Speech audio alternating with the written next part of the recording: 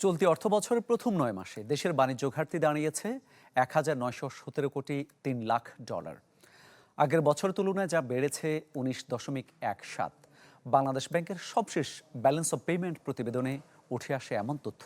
বলা হয়, এর আগে প্রথম ৮ মাসে এই ঘাটতি ছিল ১,৬৯১,৩,০০,০০০ ডলার। সে হিসাবে এক মাসে দেশের বাণিজ্য ঘাটতি বেড়ে ২২৫ কোটি বা ২.২৫ বিলিয়ন ডলার।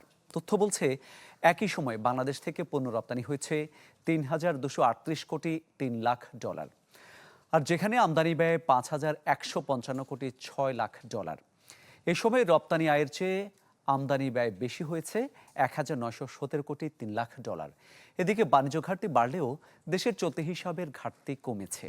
প্রথম ৮ মাসে চলতি হিসাবে ঘাটতি ছিল ১০০ কোটি ডলার, আর পরের মাসে যা দাঁড়ায় ৩৯,৭,০০,০০০ ডলার। সময়ের সাথে সাথে দেখা দেয় নিত্য নতুন প্রয়োজন। রেডি থাকতে হয় প্রতি মুহূর্ত। তাই এলো ইনোভার, যেন আপনি লাইফে থাকেন রেডি প্রতিদিন। Innova, designed for now.